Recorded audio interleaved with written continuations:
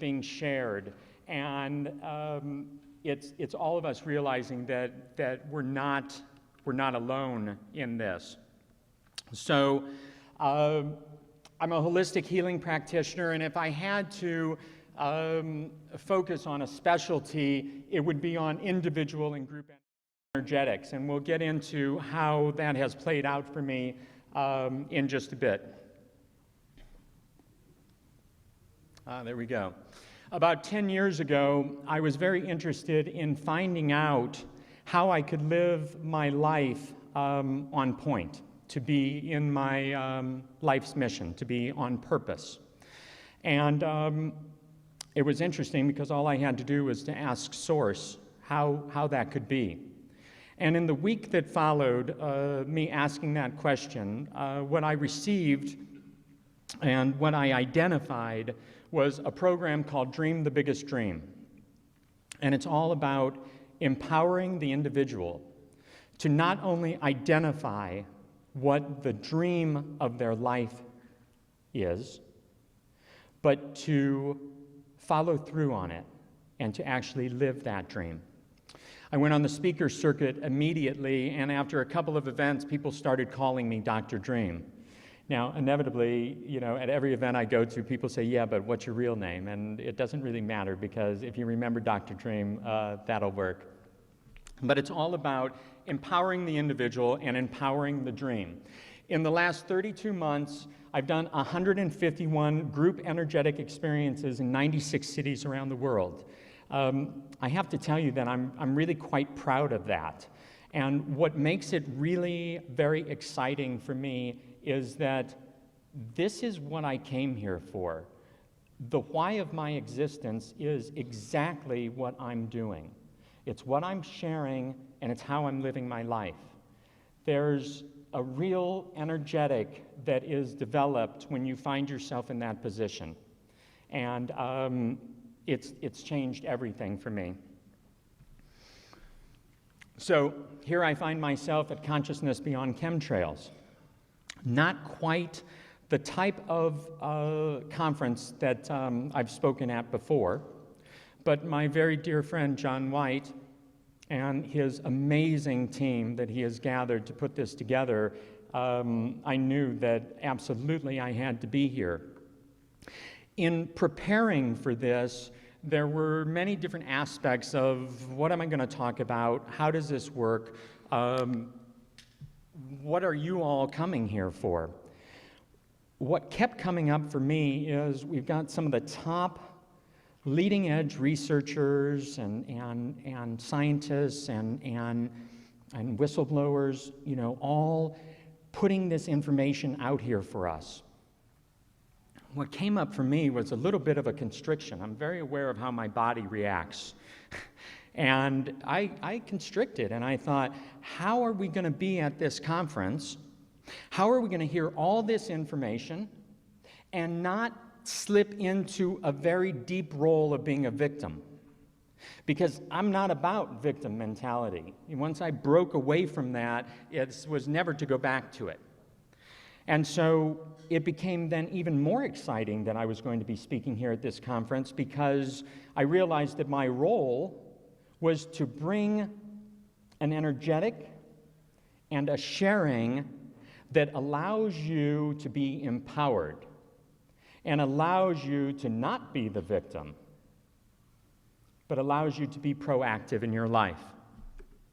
And so here I am. And so let's see how we approach that.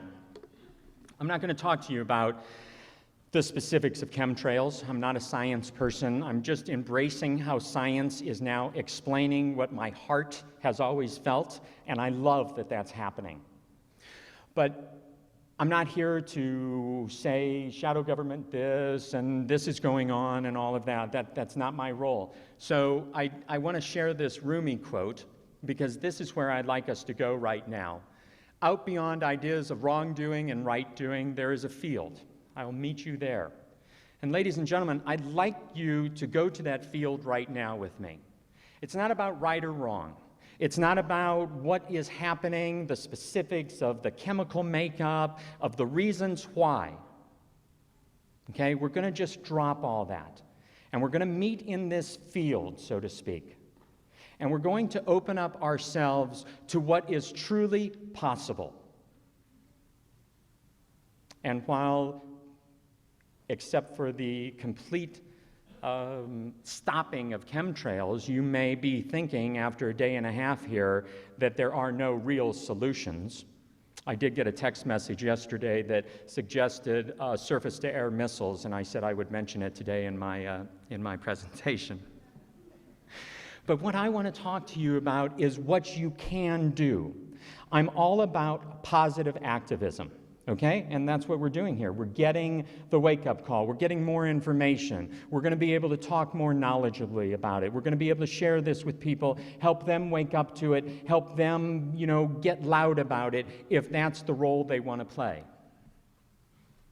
But really, we need to be empowered. And we need to identify some solutions that can assist us in this process.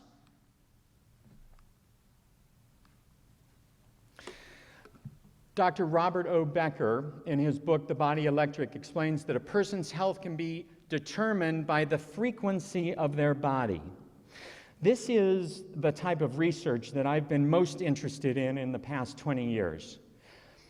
Body frequency, the frequency that we carry.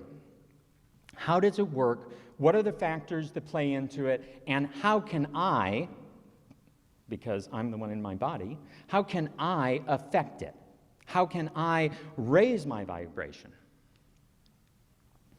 So what this takes us to is the concept of a human biofield. What is a biofield? The biofield is a matrix of natural electromagnetic waves that connect cells, tissues, and organs and serves as the main communication network and regulator of life processes, including thinking, running, eating, dreaming, and so forth.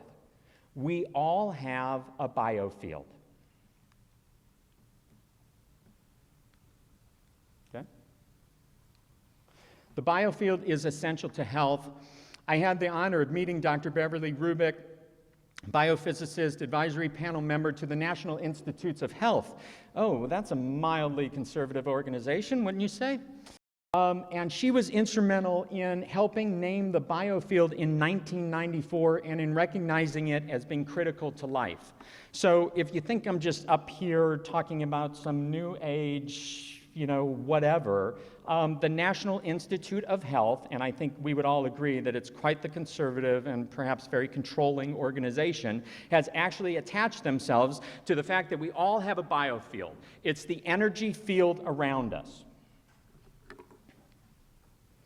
Now, disruption of the human biofield, when your biofield is exposed to external stresses, it contracts. You heard me say before, when I was thinking about all the information we were going to get at this conference, literally, I was contracting inside, and that was a message to me of how things were to work for me and what my role was to be.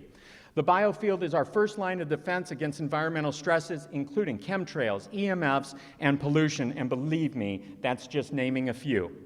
When this field weakens, your body's health is compromised.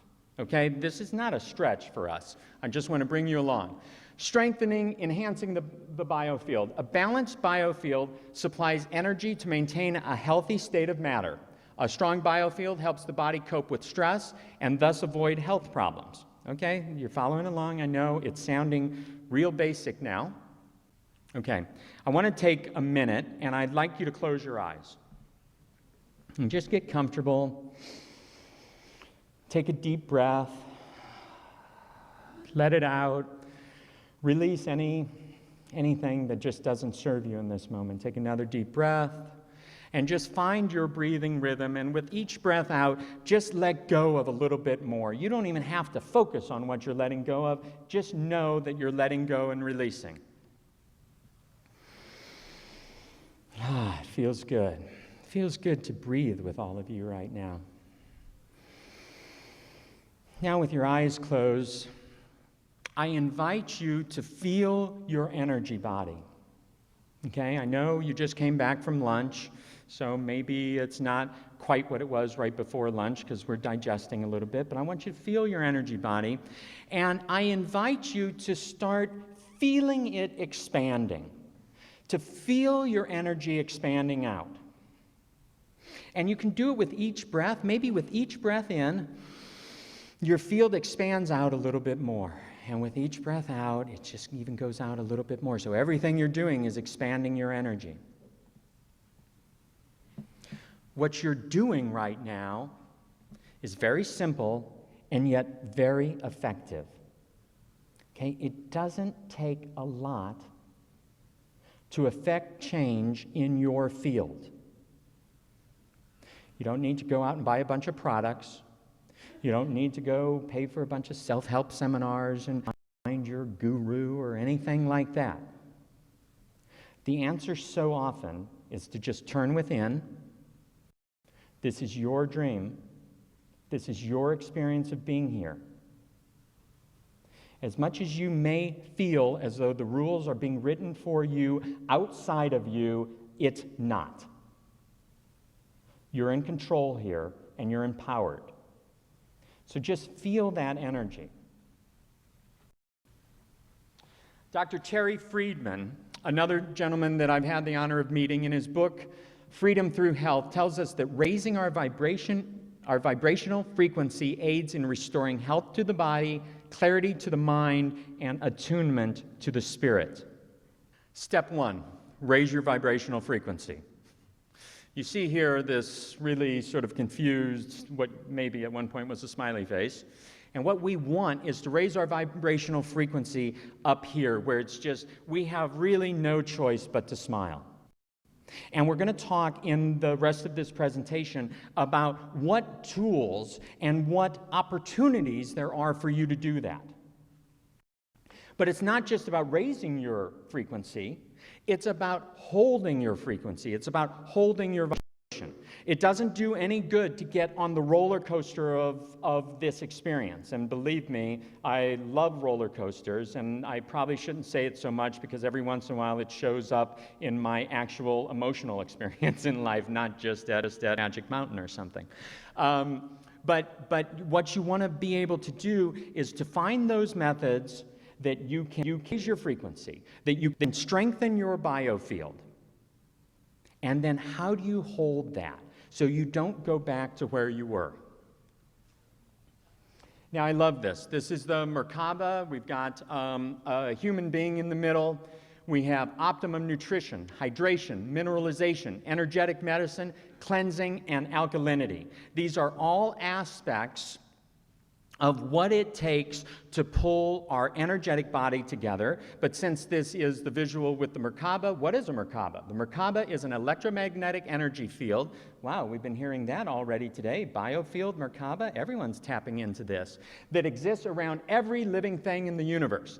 It is the divine light body and is used by highly evolved souls to connect with and travel within higher dimensional realms. All right, this is starting to sound good, isn't it? It's because whatever we've heard about 2012 and everything that's going on, we're hearing a lot about dimensional shift, multidimensional beings. What does this mean? Pay attention to your Merkaba. When the Merkaba is activated, the individual is in a place of complete protection. I just want to see your faces when I say that. Complete protection. Does that sound good after everything you've been hearing in this conference? Generated by what? By the only force that can conquer anything, and that's the unconditional love of the universe. It is, in essence, an interdimensional vehicle, otherwise known as the vehicle of light. Simply put, the Merkaba is the divine light vehicle used to connect with the higher realms. I invite you, I'm not going to talk anymore about the Merkaba. I invite you to Google it, to research it, to really find out what it means to activate your light body, okay? It's a little bit off tangent right now, but what I want you to know is our Merkaba, which is activating our light body, is going to be an essential step in the process of any dimensional shift that's going to happen for us. Okay, so file it away for later. What we are going to talk about is most of these items around the outside of it. Optimum nutrition. All right, again, this stuff isn't rocket science. Okay, a healthy body needs good nutritional value put into it. okay? And that can be supplements also, but you know what it is to get good food, to get organic produce, to find those places that are really supplying good stuff, to find the local farmers markets, to support your community, and to feed your body as we're feeding our souls. So optimum nutrition, I think we're all sort of in with that. If you're like me, there are aspects of what you're doing to give your body nutrition that maybe you should adjust. Okay? I mean, we're all that way. I'm a vegetarian, I have vegan leanings, and I have one heck of a sweet tooth. Okay? So, yeah, that's my thing. And I work with it, and I try and find a balance in it. Life without sugar doesn't really appeal to me, so that's certainly not a balance. I know you get it. All right. Hydration. So important. It moistens tissues such as those in the eyes, mouth, and nose, protects body organs and tissues, helps prevent constipation, dissolve minerals and other nutrients to make them accessible to the body, carries nutrients and oxygen to cells, lessens the burden on the kidneys and liver by flushing out waste products, lubricates the joints, regulates body temperature. Okay, hydration, my friend, is not drinking a soda. Hydration is not drinking a cup of coffee. Okay? Hydration is water. And go for the best water you possibly can. We're going to talk about alkalinity in a little bit. We drink only alkaline water, high pH water in our household. And the first week or something, the boys, 13 years old, and they had some headaches, because it's kind of clearing out stuff. But we have in Ventura, and I'm sure you can find it other places, we have a water store that literally sells high pH water. So again, file it away, look into it. It's a really important, good aspect of hydration. If you're not going to do high pH water, please do purified water in one way or another. We're fortunate enough to live in a place with a well, and the water's good and everything like that. Hallelujah, I had that for 7 years, and it was amazing. Now, alkalinity. There are certain foods that are high in alkaline. Here's the thing. Anyone who is sick has fostered a very acidic environment in their system. And a healthy environment is more on the alkaline side. So I just have some graphics here of, strong acids, mild alkaline, strong alkaline, just to sort of start triggering you. Again, I've got an hour and 15 minutes. I'd like to do some Q&A at the end. It's not an opportunity to go deep into these areas, but it's an opportunity to just trigger you into looking more into it for yourself. Robert Tennyson Stevens developed what he called the harmonic scale of emotion. The highest frequency emotions: enthusiasm, love, and joy. And I think you would all agree that fits. The lowest frequency emotions, in order, down to the lowest frequency emotion: pain, anger, fear, grief, apathy. I never thought of unconsciousness as an emotion, but apparently Robert Tennyson Stevens does. And I think what that has to do is really ducking away from your emotions, like just going into sort of an unconscious mode. Risk of disease, the lower frequency emotions. Now, this is a study that I absolutely love. In 1992, Bruce Taino of Taino Technology, a division of Eastern Washington State University in Washington, developed equipment to measure electrical frequency in humans and foods. This equipment was used in a research study at Johns Hopkins University to determine the relationship between frequency and diseases. The results of that study are as follows. We've got frequencies here of single essential oils, but I want to go over here to frequency of people and things. The human brain holds a frequency of between 72 and 90 megahertz. The human body holds an average frequency of 62 to 68 megahertz. When your frequency drops down to 58 megahertz, you're susceptible to cold, and you may have cold symptoms. To 57, it's flu symptoms. 55, candida. 52, Epstein-Barr. 42, cancer. Processed and canned food, 0 megahertz.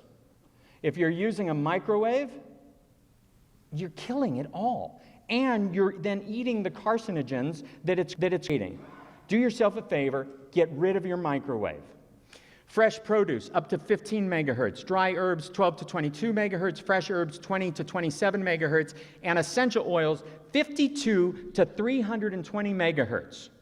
Are you tapping into what I tapped into years ago when I first saw this study? Essential oils got the answer. I mean, nothing else is even getting close to it. Rose oil holds the highest frequency of any oil, 320 megahertz. We've got helichrysum, frankincense, lavender, we've got myrrh, melissa, sandalwood, peppermint. I've got all these oils out here on display, and if you'd like to have an experience with them, please stop by the table sometime today or tomorrow. What this study did, it took everything just a step further. It then gave us the average body organ frequencies. I'm not going to go through and read them, but the important thing is that if you're having an issue with your liver and your liver frequency of 55 to 60 megahertz, then you would look for an oil that would assist your liver and raise the frequency if you were in a situation where your liver was compromised, or challenged. And so it's important for us to have these numbers so we can kind of see how we can work with them. Cup of coffee here, I'm sure a lot of you drink coffee. During the testing, Bruce Taino did, one of the participants' frequency while just holding a cup of coffee dropped from 66 megahertz to 58 megahertz. It dropped 8 megahertz and they didn't even drink it. Think about that the next time you think about coffee. Okay, it took 3 days for the frequency to return to normal for that person. All right, now, I've got to suggest that I'm pretty sure they didn't go home and meditate. They don't have a yoga practice. They're not doing anything else to raise their frequency. But it's still a statistic that kind of gives us an idea of what happens based on what we're coming into contact with. Another participant drank the coffee. Oh my goodness. His frequency dropped from 66 to 52 megahertz. That's a drop of 14 megahertz. What did we see before? At 52 megahertz, we're now down to Epstein-Barr. We've passed cold, flu, candida, and we're hanging out in the potentiality of getting Epstein-Barr. But get this, here's the solution. After inhaling an essential oil of 75 megahertz or higher, their frequency returned to normal in less than 1 minute. You don't need to give up coffee. But you need to take a look at your life and say, what is it that I'm doing that maybe I'm not so interested in giving up, but it's lowering my frequency. It's lowering my energy. It's keeping me from being consistently at my peak level of being an embodied human. And only you can answer that for yourself. Okay, I've had times in my life that I've smoked cigarettes. Earlier this year, for 2 months, I smoked cigarettes. I will tell you something. I never once referred to a cigarette as a cancer stick. I never once said that smoking a cigarette was bad for me. I would light a cigarette, and my caveman self was so pleased to be harnessing fire. It's a primordial thing. All right, I'm Dr. Dream, but maybe I'm a little bit of a spin doctor. But I call these Jedi mind tricks. Because if you're going to smoke cigarettes, or you're going to drink coffee, or you're going to do drugs or alcohol or any other addiction that you're currently still playing out, and you are putting the spin on it that it's bad for you, it's 10 times worse than it is if you were in balanced alignment with it. Okay? That's the way I am with sugar. It's the way I was with cigarettes. Yeah, I knew I wasn't going to smoke for too long, but every time I lit that cigarette and my caveman got all primordial on me, and I was like, oh, it's just releasing some stress. This is awfully nice. Well, I turned the energy into an energy that was serving me. I'm sure some of you disagree with this. All I can tell you is how it works for me. And I think that you would agree that if you are telling yourself you're doing something bad and you continue to do it, you are seriously, seriously undermining yourself. Okay? So, maybe you're telling yourself cigarettes are bad and you can't possibly do the spin doctor thing to make cigarettes good. Well, then, you know what? It's probably time to quit. all right? We're more than halfway through 2012. This is the year, all right? It's okay to drop stuff. Wherever we're headed from here, it's like going through airport security. There's some things you just can't take with you, okay? So start figuring it out now so you're not in the line and I'm behind you and you got too much stuff flying all over the place. While holding a cigarette, another subject's frequency dropped from 65 megahertz to 48. That's a 17 megahertz drop. Smoking the cigarette, his frequency dropped to 42 megahertz. What was that? That's the same frequency as cancer. Wow, imagine that. Essential oils in the higher frequency range tend to influence the emotions. Essential oils in the lower frequencies have more effect on structural and physical changes, including cells, hormones, bones, as well as viruses, bacteria, and fungi.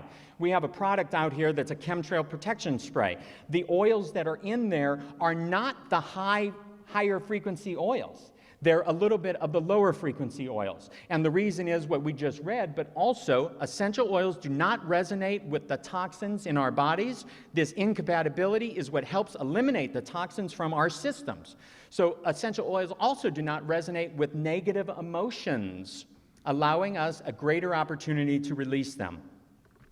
So this morning I was sitting out there at the booth and I had gotten a text message from a very good friend of mine in Michigan, and it said, "Nino, please pray for him. He is on his way.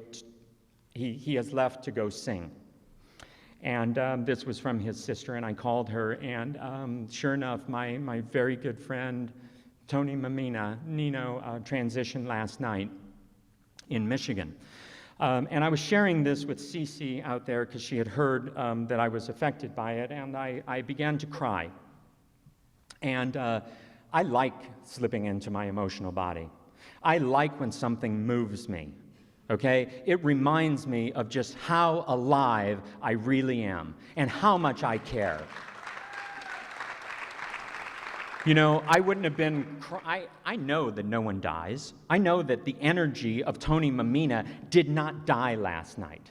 His physical body, in his sleep, such a blessing, left last night. My tears are not about that he's dead and that's the end of the line. My tears were that this person shared so much love and was such a fine person in my life that it just brought up this emotion. And then the speaker stopped and people started coming out. I'm like, "Oh, Cece, I got to talk to people about essential oils." And she said, "Let's breathe one." I'm like, "Oh, okay, great idea." You know, even me, I'm like, "Oh, yeah, that would have done it." And so we took Elevation out. Sounded like a good one for the moment. And I got tears still running down my face. I took one inhalation of this Elevation oil. I was right out of it. It popped me right out of where I was settling in to have an emotional experience. Okay? It's that quick. If any of you have children, I've had my daughter, she's 12 now, and she doesn't do this anymore, but she was probably about 7 years old, 6 years old, and something didn't go her way. She's not spoiled that way, but something, she was tired and whatnot, and she ended up in this place like kids doing their and getting all worked up, and she's crying. I took some rose oil, put it on my hand, put it up to her face. She stopped crying with the first inhalation, but we always do 6. By the third one, she was laughing. It's that quick. So I don't want you to believe anything I say. I want you to like what I say enough that you want to give yourself an experience of it. Because you're not going to believe anything unless you have an experience of it. If you would just, believe anything I say up here, I'd do a whole different presentation. But the truth is that what I'm about is to share with you what's possible. And the only reason I know something is possible is because I've experienced it. And the only reason you're going to know it's possible is to experience it also. Thoughts also influence our frequency. How do you like that picture up there? We got frantic, we got mad. I can't read the others, but I'm sure they're just as devastating. Negative thoughts lowered the frequency by 12 megahertz. Okay, again, people, that's putting us down to where we can get sick like that. Positive thoughts raised the frequency by 15 megahertz. So again, if you are so tapped in to what's going on in your mind, where your emotional body is, when you start to experience your negative thought, and I know it right away because I'm constricting, normally I know it right away because it's negative also, you can turn that right around. Your positive thought doesn't need to have anything to do with your negative thought. Okay, so if you're hanging out and you're listening to someone and they're talking about chemtrails and it's getting really damn heavy, and you're like in this negative thing and you feel your frequency just dropping, you don't have to come up with a positive thought about chemtrails. Okay? All you need to do in that moment is think about the best vacation you've ever had. Possibly look at your significant other and squeeze their hand. That's going to create a positive response. You don't need to shift what you just went through about chemtrails. You just need to attach yourself to something that's positive and that will bring up your frequency. And it is truly that easy. I think of my daughter, Maya. I think of vacations we've had. I think of Laura Eisenhower, my Sacred Union partner, and it's that easy. Don't take my word for it, but play the game with it and see if you can have an experience that makes it that same way.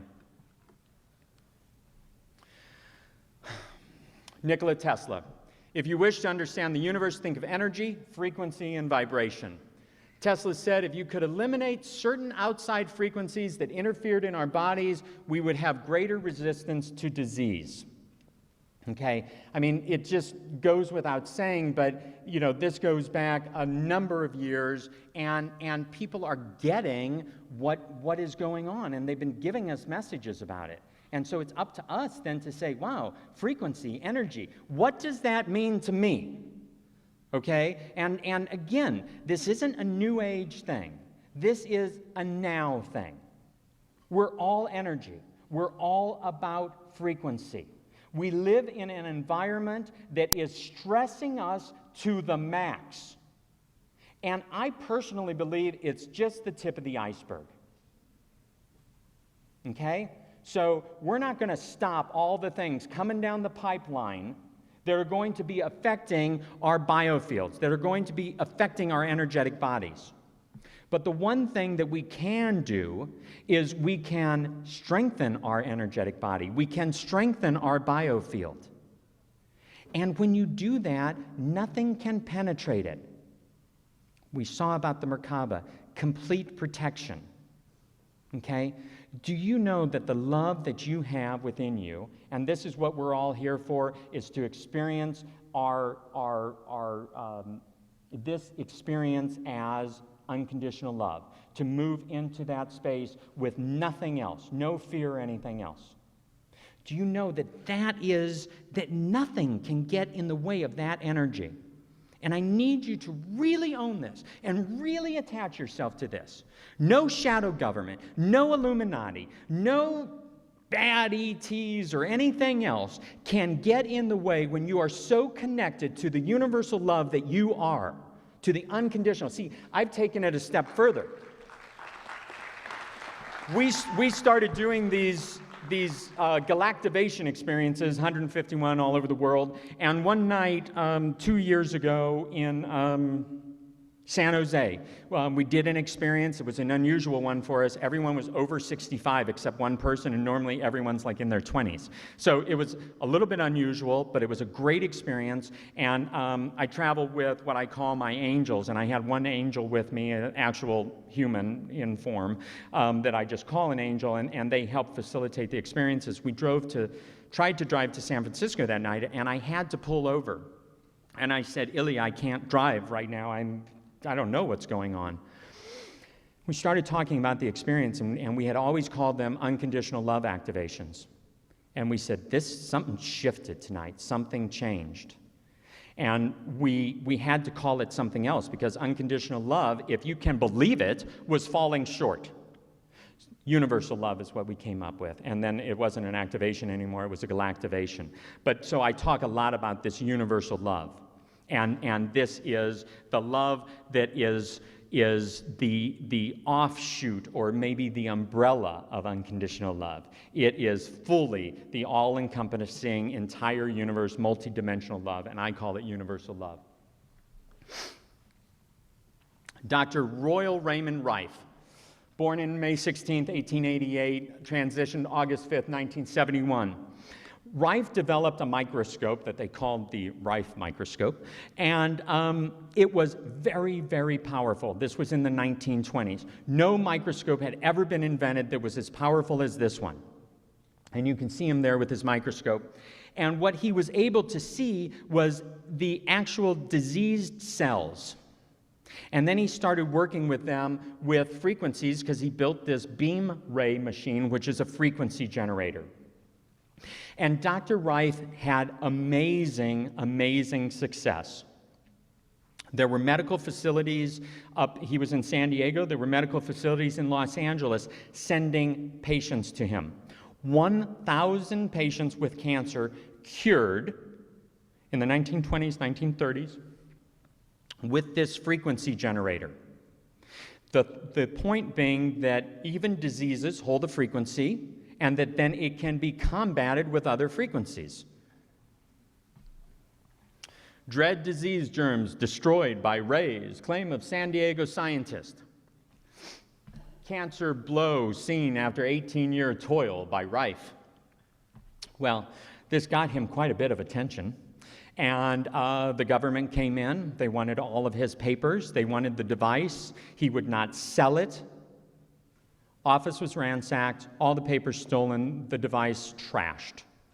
He died penniless and really a broken man. But today there is a resurgence, and there has been in the last 12 years probably, in the Rife frequencies and devices that are based on those frequencies. I have been working with a Rife device for the last 5 or 6 years. Tremendous results, tumors, all sorts of things. We also run emotional frequencies, unconditional love and understanding. We've been able to intuit different frequencies that then build our emotions up. So we use this Rife device quite a bit. Several people in the last 6 years have gone to jail that have companies that sell Rife devices because they made claims that it can work with cancer and this, that, and the other. There are protocols that we are developing right now for chemtrails, for Morgellons, and all sorts of other things. The Rife community is a very open community. As people are identifying frequencies that are working for these different diseases and these different ailments, they're posting them online, so we all have access to them. And it's really very important. So file it away, Rife frequencies, search it later. And by the way, I'm here all weekend, and I have a cell phone, so you can call me anytime if you want to talk about any of this stuff. I mean, I said it before, this is what I'm here for. This is the why of my existence. Don't think you're getting in the way because you want to know about Rife frequencies. And don't think I need to charge you every time you call me. It's not about that, okay? We're here to be in service for each other. We're here to assist each other. And all I want to do is share the gifts I have to share, and all I want you to do is share the gifts you have to share. This is my Rife device. I would have had it here today, but we sent it. We're opening a new office in Ventura. Actually, we opened it soft opening this week because someone wanted to come up from Los Angeles for an appointment. But I had sent my Rife device to Hawaii because we hadn't had an office before, so we always traveled with it, and it needed to be recalibrated. It'll be back next week. David Hawkins wrote a book called Power versus Force. I find it to be a very fascinating book. The book presents the results of millions of tests conducted on thousands of subjects over a period of 20 years. This testing has proved to be replicable and so meets the basic requirements of scientific inquiry. Using kinesiology testing, muscle testing, the author has created a map of human consciousness. How many people know about Hawkins and Power versus Force? All right, good. I like that. The test space was the totality of human experience throughout all time. He developed a logarithmic scale of consciousness against which things can be calibrated, with 1 being the lowest possible state of consciousness and 1,000 representing the highest possible state of human consciousness achievable. It could be 1 and 10. It doesn't matter. The numbers are arbitrary. It's just how the scale works and the logarithm of it. So here's the map of human consciousness, and look at the level where it says level, the yellow row in the middle. Let's start at the bottom. At 20, a calibration of 20 is shame, 30 is guilt, 60 is apathy, 75 is grief, 75 is fear, 125 is desire, 150 is anger, 175 is pride, and 200 is courage. After that, we start moving into power. Okay? And he talks about the difference in all aspects of our human experience, the difference between force and power. We want to be in a place of power. We want to be empowered. But think about it. Do you really want to force something to make it happen? I've done it plenty of times in my past, and it never worked out right. So, power is where it's at. The latest calibration statistics are that 78% of the population is at 200 or less. In 2005, 82% was at 200 or less. So it's gotten a little bit better. Let's talk about what that means. The destructive capacity of this majority, the 78%, would annihilate mankind without the counterbalancing effect of the 22% that is above 200. Because the scale of consciousness is logarithmic, each incremental point represents a giant leap in power. As such, one person calibrated at 600 counterbalances the negativity of 10 million people below 200. Okay? So what we see here is nothing to freak out about. Like, oh my God, 78% of the population is still holding on to this force thing? No. It's much better prognosis than what it looks like on the surface. The second great barrier is level 500, which is love. Love in this context is a way of being in the world, not an emotionality as most of us perceive it. According to Dr. Hawkins, the reason the level of love is so difficult to achieve is because our ego is so rooted in the physical domain as opposed to the spiritual domain, which emerges at 500. The 400s represent the level of reason, guided by the linear, mechanistic world of form, our modern society that includes advancements in medicine, science, government, etc. Interestingly, the top echelon of intellectual genius, including Einstein, Freud, Newton, Aristotle, etc., all calibrated at around 499. They couldn't make it into love, but they did great things for us. The 500s represent a very difficult hurdle, as only 4% of the world's population calibrates in the 500s. This level denotes a shift from the linear, a shift from the provable domain, classic physics or Newtonian physics, to the nonlinear, formless, spiritual realm. Okay, you all can fight this as much as you want. You all can have your ego stand up and say, no, this is a bunch of baloney. This isn't what it's about. Okay, but realize that this is what it's about. Okay, and maybe we wouldn't have said this 50 years ago. I'm pretty sure we wouldn't have said this 50 years ago. But right now, in 2012, we're heading to December 21st. I mean, I don't really know what's going to happen, but I got a feeling something's going to happen. Something's been happening all year long.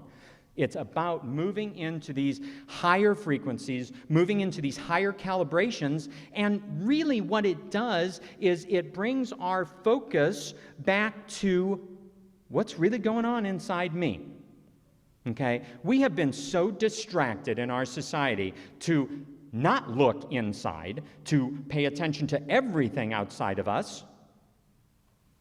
And then, ego says, no, you don't want to hang out and have a conversation tonight. Why don't you all watch TV or do something else? And then we continue to distract ourselves from the real work that needs to be done right now. And the real work that needs to be done right now is within each of us. And that work needs to be done by the individual. So much to take care of her. And at this point, she's really reaching out and asking for us to step into that role. So whatever it is you can do, whatever lifestyle changes, whatever makes sense for the sustainability of this planet, for our children and our children's children and 7 generations down the road, think about that. Because it's been a pretty beautiful experience for us here. I'll tell you something about the collective.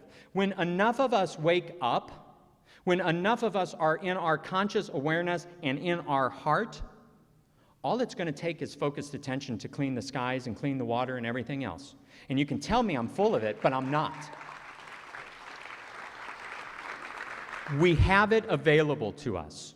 So if you've got groups where you live and there's 10 or 15 of you that can get together each week and share energy and share stories and raise each other's vibration and send out energy to the rest of the planet, assisting everyone else to wake up and become aware and to find their heart space, please do it. Please get together and have fun. We're going to be doing something weekly in Ventura on Wednesday nights from 7 to 8:30. It's just an opportunity to get together and share our humanity and share our love and make a difference, because anytime, you know, more than two of us get together, it's this exponential energy that goes out.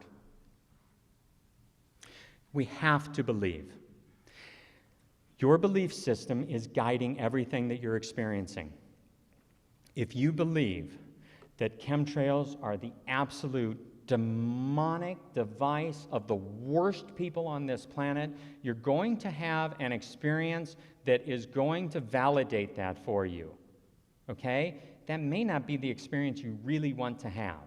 So please watch what energy you hold about anything and try and hold it in a way that lifts it up instead of brings you down. And you'll know because you'll feel it. So find those opportunities to believe. And if you're having trouble, my cell phone number is on my card and you give me a call, I will assist you in finding the belief that serves you most. Because where we're headed from here is absolutely mind-blowing. I don't think any of us are really ready for it, and yet it's going to be upon us at some point. And there's going to be nothing more beautiful than that. And everything we've had to deal with in this very heavy 3D reality isn't going to matter anymore. So let's just get through this. Let's raise our frequency. Why? Because we can. Because that's empowerment. Because that changes the game. We're no longer a pawn. You got a strong biofield, you're no longer a pawn. Okay? That's where we want to head. I'm all about universal love. This is what we do, this is what we share, and I'm just honored to be a part of this conference, to be here with you today. I really want to thank John White and Cece and the entire team, all the technical people. I want to thank all the vendors that are here, and I want to thank you guys for showing up, okay? This is what's making it work, and you've got it. We've got it here, and we can take it, and we're going to take it the distance, whatever that means, but we're going to come out on the other side.